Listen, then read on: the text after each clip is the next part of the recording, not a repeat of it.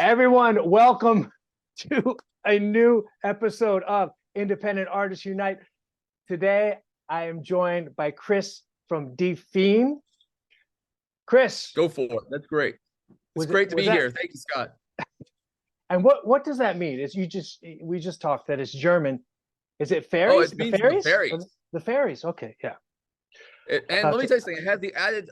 It was great because no one had used it yet, really. Okay. Because it's really hard to find a band name that no one's used that actually is nice. It's taught. It makes an impact, and that's yeah. So I decided, yeah, I'm going to go with this. Yeah, I like it. And is Feen, is it a one-man operation mostly, or is it a band? No, it's me and my friend who goes by the name Dick Thunder. Okay. He wants to be called Dick Thunder, so I'm going to call him Dick Thunder. All right. Well, he's not here obviously because he's got a job, but yeah, it's me and Dick Thunder. It's it's a name that makes an impression for sure. That's why he chose it.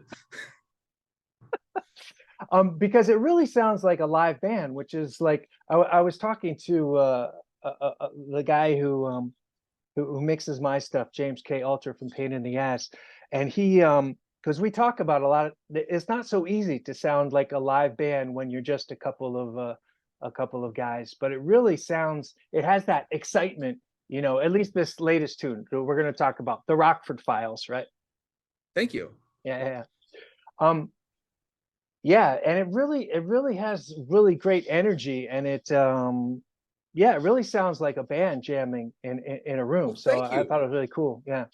We tried to get the energy there. Yeah. Okay, now first of all, is this in reference to the Rockford Files TV show from the 70s? Because if so, you came to the right place. I was a big fan. Me too. I'm a big fan of the Rockford Files. It's a good show. I mean, this song doesn't really have anything to do. It doesn't make any reference to any sort of plot points in the Rockford Files. I think the only Easter egg is the album, is the single art. Because if you're a big Rockford Files fan, you know about one of the blunders they did for an external shot once in one episode. For some reason, he went someplace in LA, but the external shot was the Watergate complex. Oh, jeez. I was like, wow. This took me out. Like, why Jim go to the Watergate? And no explanation. It's probably just a mess up. But yeah. Well, if Jim Rockford was there at Watergate, maybe it would have been a different story. He probably would have taken care of that. He probably also would have been punched a few times. Yeah. That's what happens. He gets into something that he shouldn't have been in, and then like someone punches him. He's fine later though.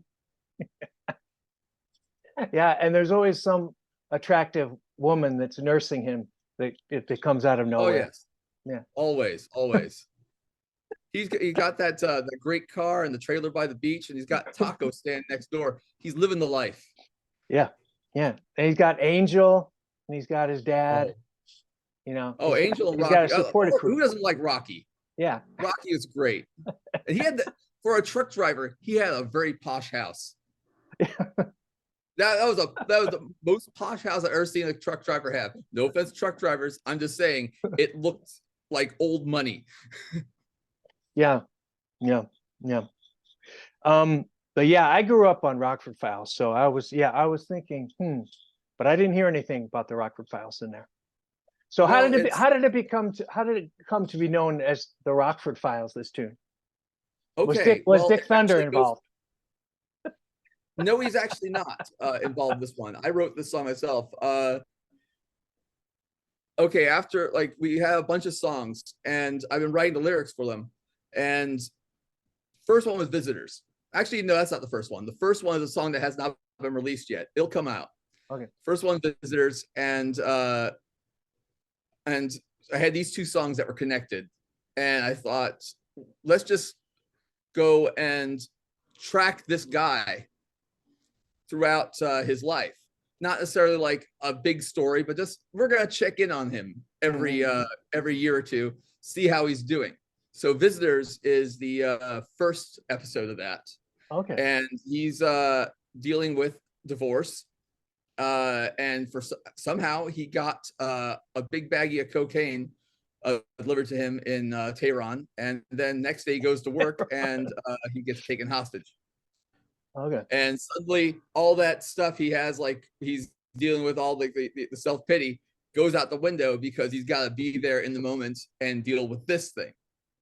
So the Rockford Files takes place over a year later when he gets home, and he has to deal with everything again. So he has to say, like, do I miss this person? It's like, well, yes, but not as much as I missed the Rockford Files, which got canceled while I Okay. was taken hostage.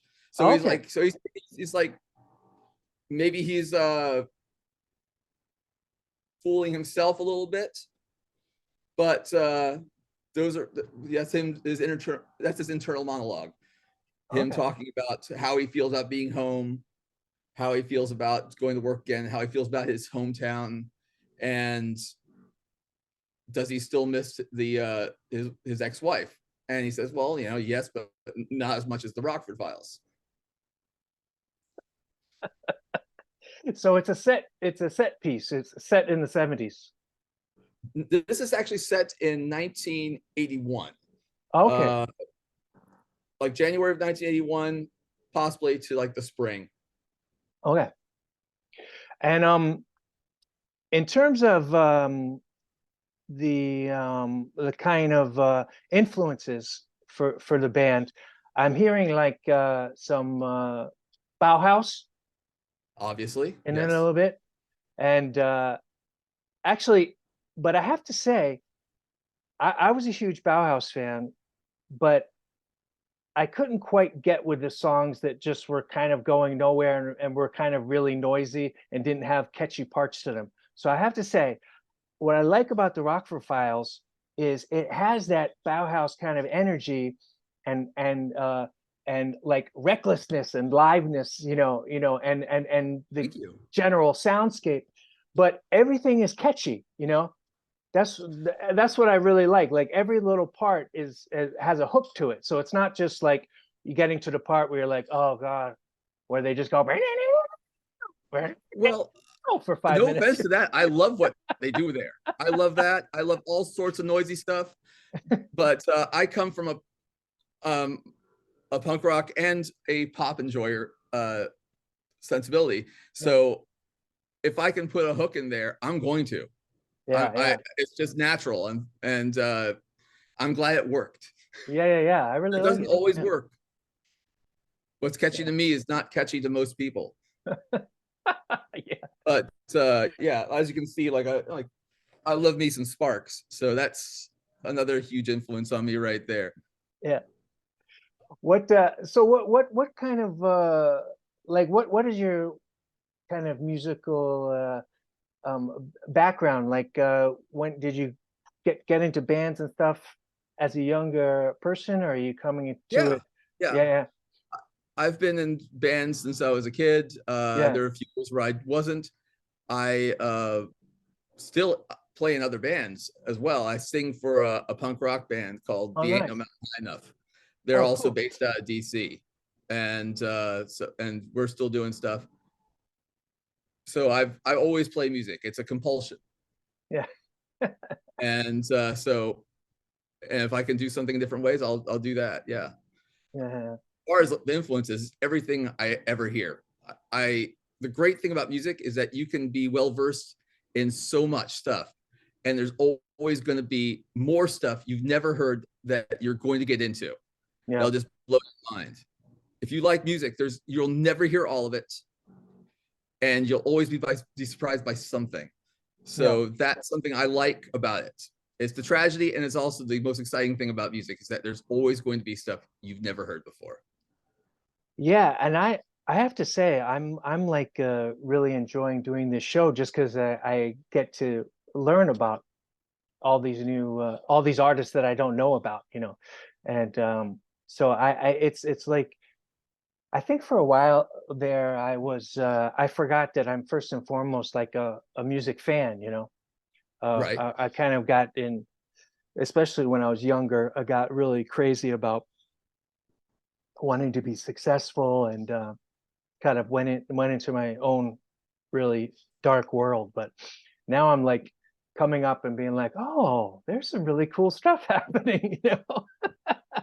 It's easy to adopt this kind of viewpoint of like, modern music, you know, which is largely true, I guess, with like the pop music, or the top of the pops. But yeah, there is so much incredibly creative, cool music out there, and I'm always so excited to hear it.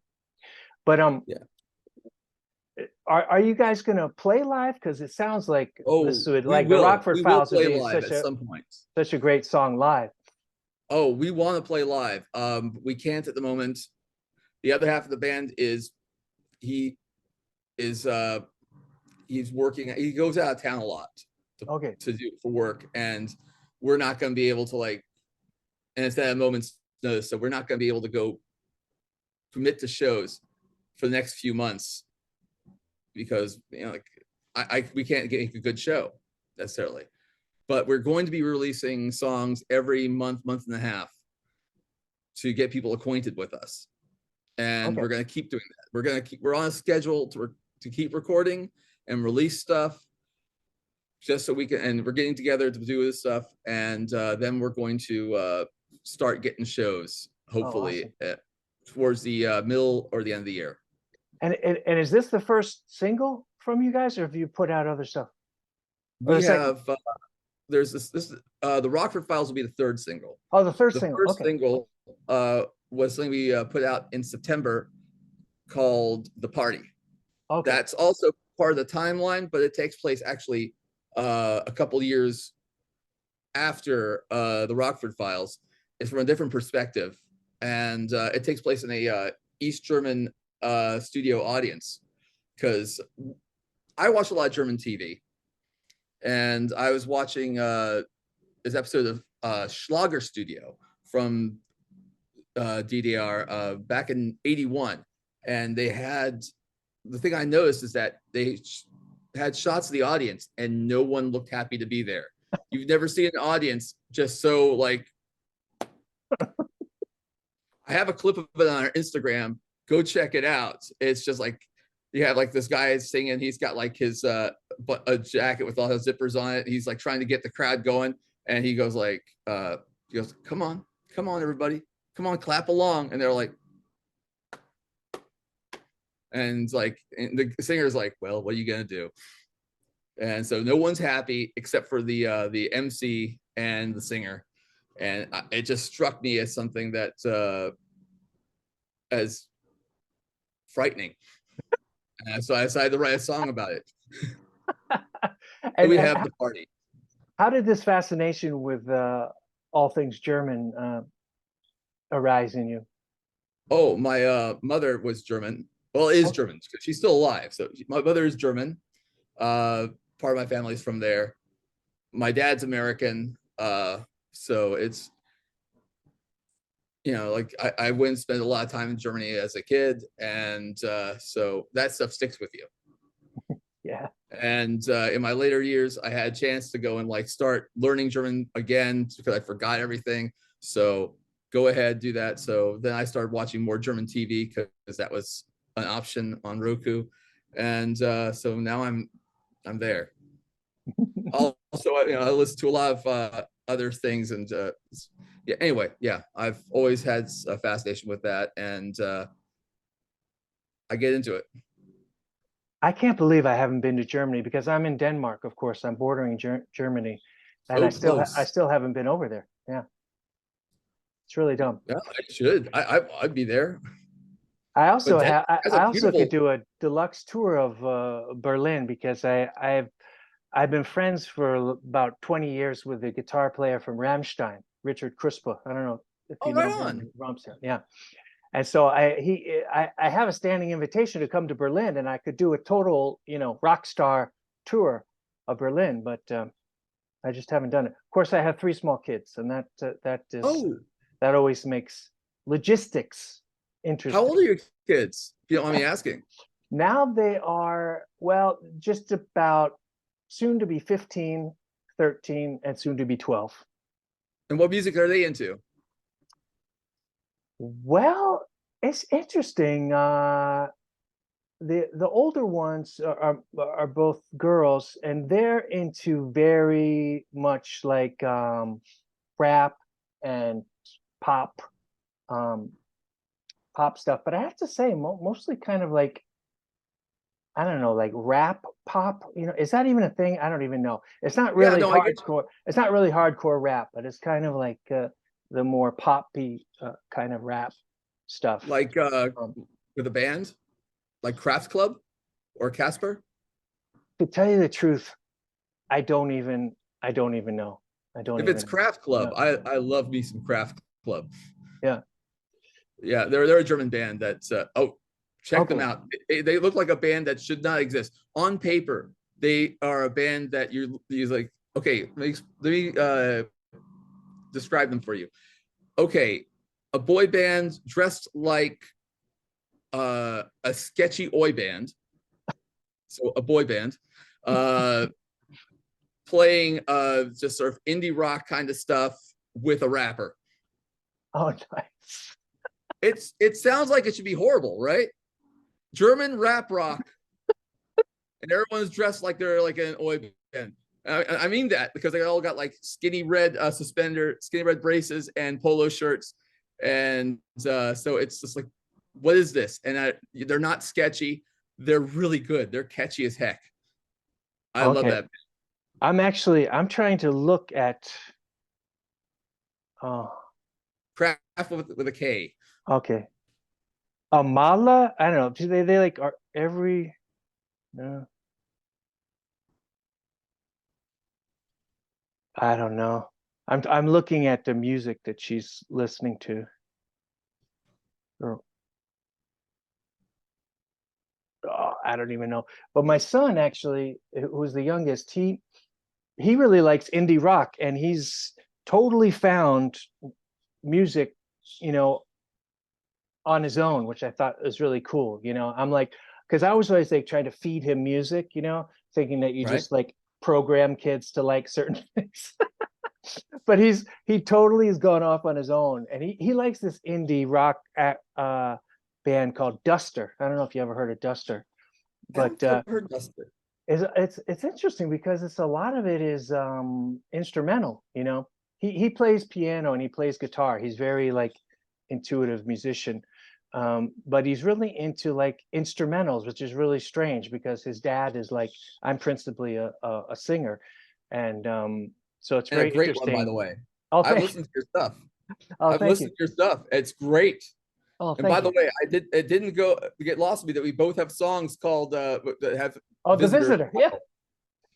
You have the visitor, and I just have plural visitors. Visitors. Yeah, yeah, yeah. Yeah. Well, mine was a that one was originally the Man Who Fell to Earth that David Bowie was in. It was Oh originally yeah. called The Visitor. That Oh, movie. no kidding. Yeah. I So didn't even know that. I'm a huge yeah. Bowie fan. So it was kind of based on that movie, only vaguely enough that it really could also be about a challenging personal relationship that I have. Oh, you care to elaborate on that? Well, I've got some challenges when it comes to relationships. I've been married and divorced 3 times, Oh my and goodness. then Okay. I've been back with the third one again, and trying to patch things up. And but we've hit some speed bumps that we're currently bumping on. But yeah, we'll see. I'm really pepped up right now for this show, and then I will return to the fetal position after Oh, this is done. oh. It's not an easy time right now. But seriously, I'm digging your stuff. I love the way it's Oh, thank you. produced. I love your harmonies you do with yourself. It sounds Oh, great, thanks. and I am really jealous of your vocal range. Oh, I wish I well, could thank you. get up that high. I cannot do that properly. It's if I do that, it's got to be a falsetto and way in the background. I cannot even get up to that. So I'm a little jealous of your voice. It's really good. Well, thank you. That's a lovely compliment. But I really love the sound that you have. You're doing the singing too? Yes, I'm doing Yeah, the yeah. singing. I, as far as playing goes, I do the singing and I do some of the guitar parts at the moment, or some of the guitar parts. Okay. So you know, the picking on visitors and on Rockford Files, that's me. The bass, that's all Dick Thunder. Because he comes in, like, I bring in a song and Dick Thunder's like, okay, I like this song, but we've got to go and beef it up a little bit. Otherwise, I don't want to do this. So that's why you have that hard live edge there, because he comes Yeah. in and he goes like, we got to do this properly. We can't, like, this is too soft. Like Rockford Files actually start out as a synth song. Oh, really? The entire hook there in the chorus, that was all synth at first, Oh, but then he interesting. said, but it didn't sound good. So he said, why don't you play on the guitar? And it changed the whole song. Wow. That's cool. I love when stuff like that happens. But of course he's a bass player, Dick Thunder. That's a bass player's name. Yeah, that's why I say what I do at the beginning of the song. Bring me the one they call Thunder, because like he was there. He like said, yeah, you called me. I'm like, I'm tracking now. You know this. So you guys have a fun time with it, I can see. We do, we do. Yeah, Um, we're just doing this because we had, like, we like working, we like doing music, and we had these songs, just wanted to put them out, and we're gonna keep on doing that, and hopefully sometime in next year or so we'll be playing shows. and did you guys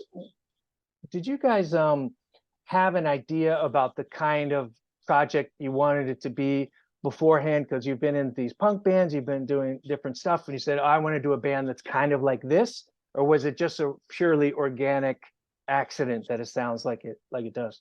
I wanted to do a darker music project because I had all these songs that were darker, Okay. and I always go to that. I just couldn't bring these songs into the people I work with in the Ain't No Mountain High Enough. By the way, this is our cassette called "This Is Going On." Anyway, side the point. They're a great band. I love them. Some of these songs weren't going to work for them, and they probably wouldn't like them. So, gotta use them somewhere else. And so that's what I'm doing. And I always liked dark music. I've gone to goth clubs since I was in my late teens, early 20s, and so I listened to goth music for a long time. So I appreciate it. I get into it, and I've always wanted to have a goth band or a dark band, and Yeah. this is it. Oh, cool. Yeah, well, it's a great scene there in DC, right? Because I found out about you from Renee from Nocturne Zine.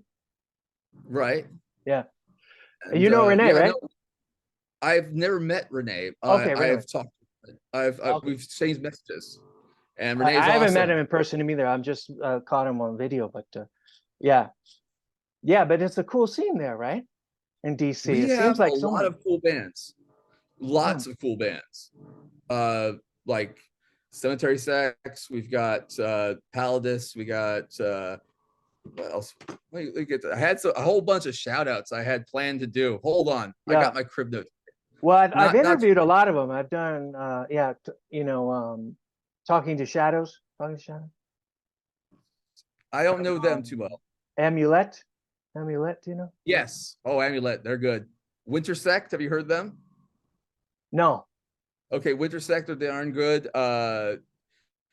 Let's see, Seromantics. Oh, you gotta get down with Seromantics. I don't think they're online, but you should get down with them. Oh, cool. Yeah, They're yeah, from Baltimore, yeah, yeah, and we have there's so many bands out right now, and it's a good scene. It's a very nurturing scene from what I've seen, if I've noticed, and I've been sort of in the background of that. It's nice to just sort of observe and show up every now and then, and just take it all in. yeah, yeah. It's interesting that at the same time that this kind of digital revolution is happening, where we can all make songs at home, basically, but that there's also seems to be this thriving live scene going on too. That It's great. yeah, because I felt like like in the 90s, I was in New York City, playing in bands in the 90s, and I felt like it was like the end of something there. And then a lot of the clubs closed, and I don't even know what kind of music scene there is in New York City right now. I don't think it's fantastic, I have to say, which is such a shame. Because of course, New York City should have something to show for itself. Well, I'm sure they do. I don't know what's going on in New York City either. It's a different. I know that in Boston, Man Ray came back. Yeah, If you go to Boston, I've never been to Boston, but I have a sister in Boston, so that's I have people everywhere. I don't know why the hell I'm not going to see them, Chris. well, you got kids. You got Yeah, kids. You that's got the true. best excuse in the world to not get out that much. Yeah, You've got that's true. kids. As soon as they're 18, if I can just survive, They're you're on your great. own. I'm going on tour. No, but it's how'd you get to Denmark? Because that's a cool country. That definitely is. Yes, beautiful Danish woman. That's how that happened. Fair. Yeah, But you like it's great that you live in Copenhagen or you live outside. I live in Copenhagen, and yeah, I have nothing bad to say about Denmark. It's literally made I mean, coming from New York City, it's like this is like a comfortable retirement community. After all Really? the anxiety of the kicking and scratching your way to the just below middle in New York City for so many years in bands, and then I was also an actor too, so that was also very tough existence. And it was just just the nonstop hustle, nonstop just frenetic energy all the time. And I was there for 22 years, in New York City, and so I was really ready for a change. And Denmark was just like, ah, there's so much support, social support, and of course you have like everyone has free health care and stuff like that. And they have a lot of great support when you have kids as well. They actually give you money 4 times a year when you have kids. No Child kidding. money, it's called. Yeah, yeah. So it's a very supportive country for their citizens. So it's been very nice, very nice. Yeah. Right on. And actually, I just found out now that there's a musicians union that it costs a little bit to join it. It was just a one-time fee, but then they actually will give you grants for, like, you can say, hey, I'm want to work on this album, blah blah blah, and you can apply for a grant, so you can have some money to work on your musical projects. So that's just like completely insane coming from the US perspective. It is. All those Scandinavian countries just seem to have those stipends for artists. It's weird. It's good. Yeah, I just applied for a grant for the first time because I'm doing this project where it's a bizarre thing where I fell into taking care of this kid, the helper, who's got cerebral palsy. Oh, I saw that. And I saw that video. It's good. I yeah, saw that. and Good yeah, signal. oh thanks. Yeah, and it was it was so now it's turned into a thing where I'm going to try to do it with other kids, Yeah, that's and amazing. I so like that. I applied for a grant for that. So we'll see. But Rad. yeah, yeah. But man, I think we better jump off because I think Zoom's going to kick me off. I used to have the expensive Zoom thing, but now at 30 Oh, minutes they kick me off. But I thought it would help me keep the show short, because sometimes I could just keep talking for an hour and a half that's with fine. people. It's so much fun. But I appreciate this yeah, because man. we've been banned for like only a few, like for real, for like less than a year. So this is our first interview we've done with anyone. So Wonderful, man. thank you Wonderful. so Well, much. come back again whenever you have a single coming out. And this is coming out the 31st, right? The Rockford The Files. 31st of January, yes. Okay, and so that's when we'll air this episode too. So I'll say congratulations on this release, because when this shows, it will be out. And Hey, and one last thing, promote it. Yeah. people out there, come find us at Instagram, Die Feen sind hier, and come join us. It's so lonely there. All right, Thank man. you so much, Great, Scott. Thank you great to so meet much. you. Peace to you. Bye-bye. See you.